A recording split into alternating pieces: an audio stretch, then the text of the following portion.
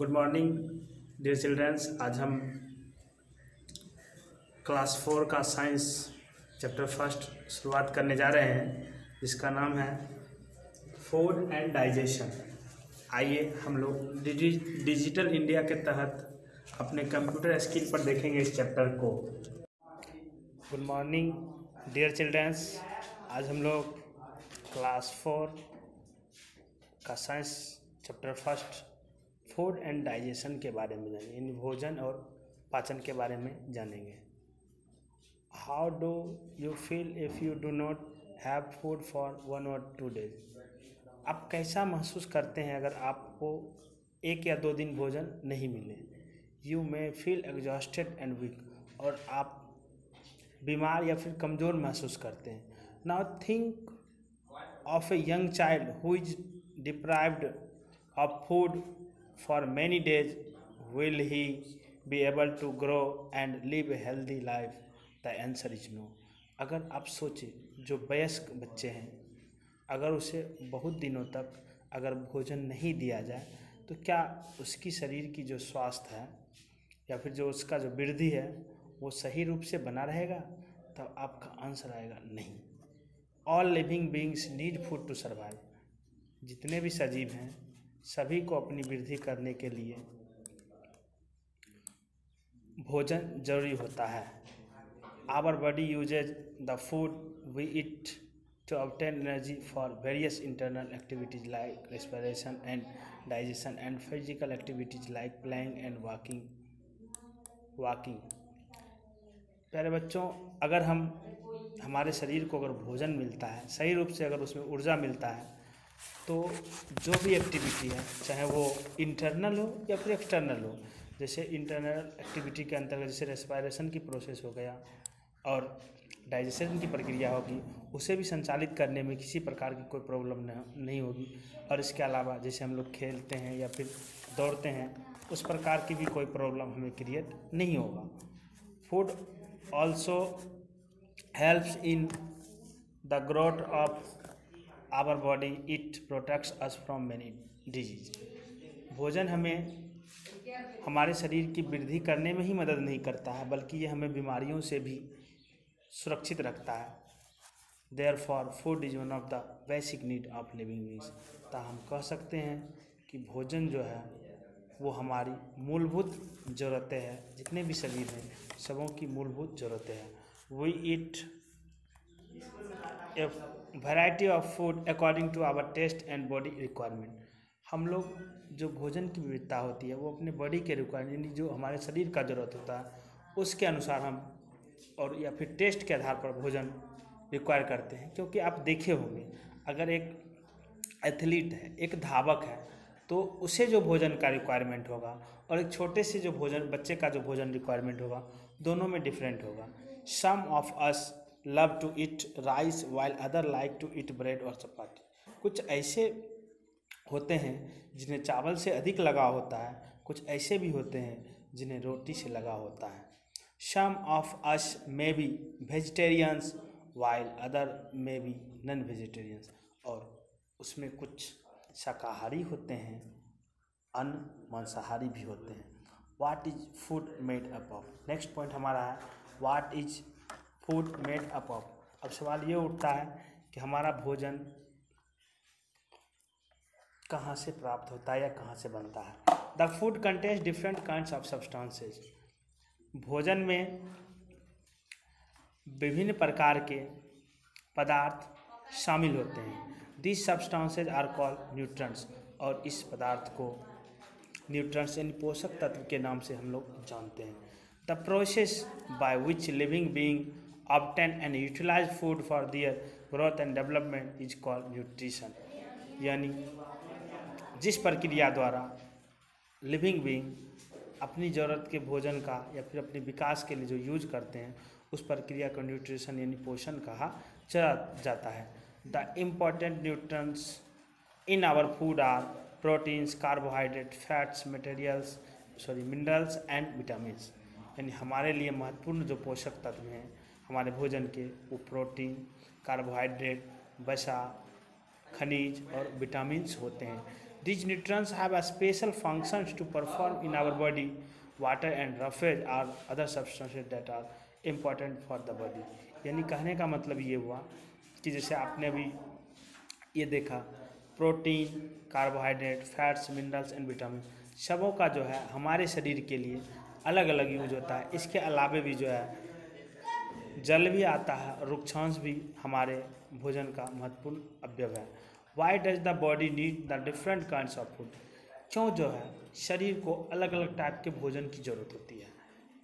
जैसे आप लोग देखे होंगे, अगर मान लिया जाए एक छोटी सी कोई अगर इंजन चल रहा है, एक बड़ी सी चल रहा है, दोनों का जो फ्यूल्स रिक्वायरमेंट होगा दोनों डिफरेंट होगा।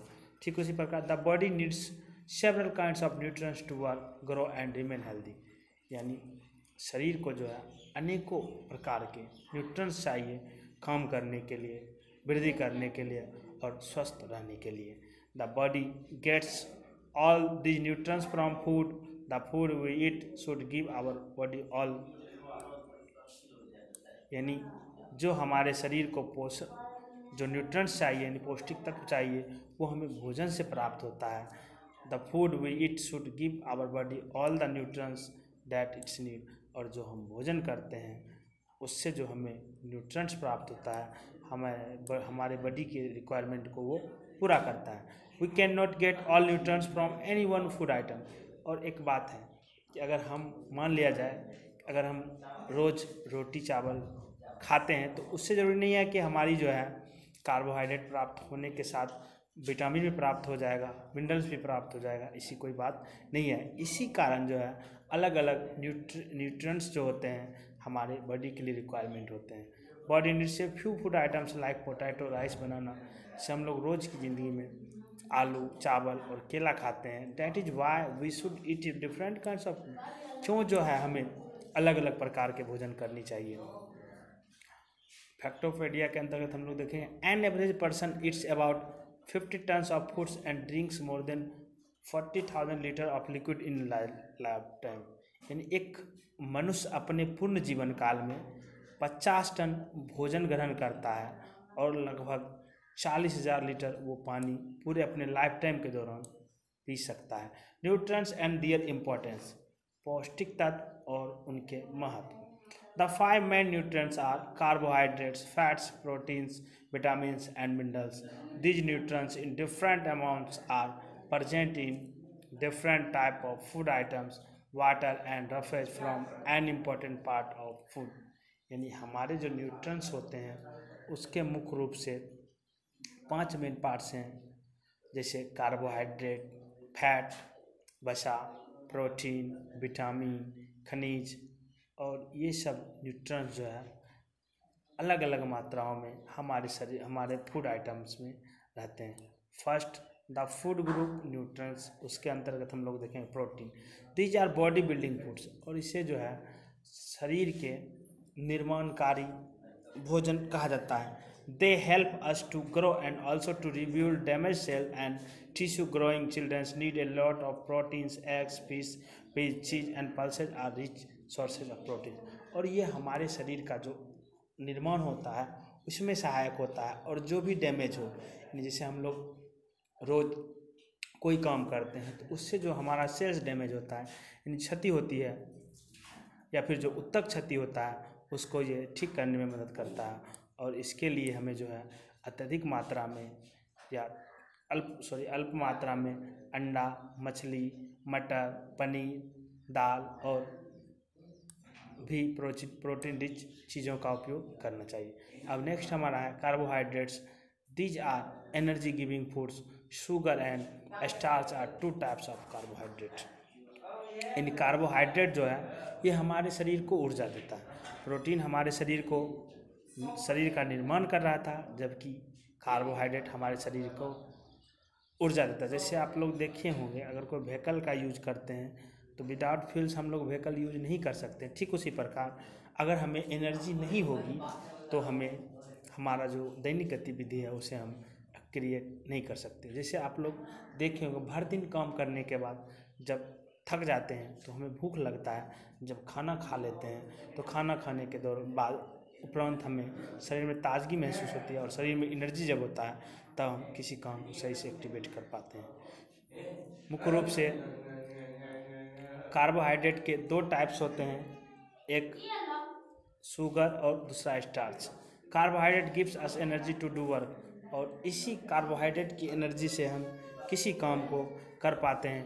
People who do a lot of physical work need a diet rich in carbohydrate. अगर जो व्यक्ति अधिक काम करता है, यानी खूब मेहनत वाला काम करता है, फिजिकली शारीरिक रूप से सक्षमता वाले कार्य को करता है, तो उन्हें जो भोजन चाहिए वो अत्यधिक मात्रा में कार्बोहाइड्रेट युक्त होनी चाहिए, जिसके लिए हमें चावल,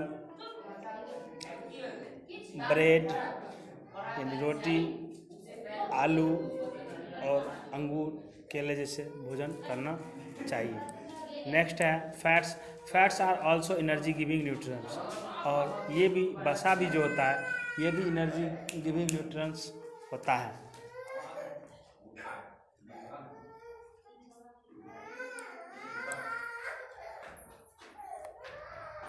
Fats are also energy giving nutrients. They are the richest source of energy in our diet. They give us more heat and energy than carbohydrate. Fats का भी काम होता है शरीर को एनर्जी प्रदान करना, लेकिन ये कार्बोहाइड्रेट की तुलना में हमारे बॉडी को अत्यधिक मात्रा में ऊष्मा देता है, ताकि हमारा बदन, हमारा शरीर गर्म रहे। They also help to keep us warm, और ये जो है हमारे शरीर को गर्म बनाए रखने में मदद करता है। जैसे हो गया butter, ghee, cooking oil, nuts etc, ये सब जो है हमारे फैट रिच न्यूट्रिएंट्स हैं। Excess of fats is harmful, it makes us obese and leads of mainly. अगर आप अत्यधिक मात्रा में फैट्स का यूज करते हैं तब आप में मोटापा आएगा, और मोटापा से जो है अनेकों प्रकार की बीमारियां शरीर में उत्पन्न होती हैं। नेक्स्ट हमारा है vitamin. They are called protective food. Vitamin जो है हमारे शरीर के लिए प्रोटेक्टिव यानी सुरक्षात्मक भोजन के रूप में जाना जाता है। दे कीप अस हेल्दी, और ये हमें स्वस्थ बनाए रखता है। Our body needs only small quantities of vitamins. हमारे शरीर को अल्प मात्रा में विटामिन की जरूरत होती है, but if the body does not get each vitamin in proper quantity we may suffer certain disease. Vitamin help our body to fight disease. अगर हमारे शरीर में जो विटामिन का रिक्वायरमेंट है यानी ज़रूरत है, अगर वो प्रॉपर सही रूप से नहीं मिले तो हमें विभिन्न प्रकार की बीमारियां हो सकती है। इसके लिए हमें फल, सब्जियां, अंडे और दूध का सेवन करना चाहिए। नेक्स्ट है मिनरल्स।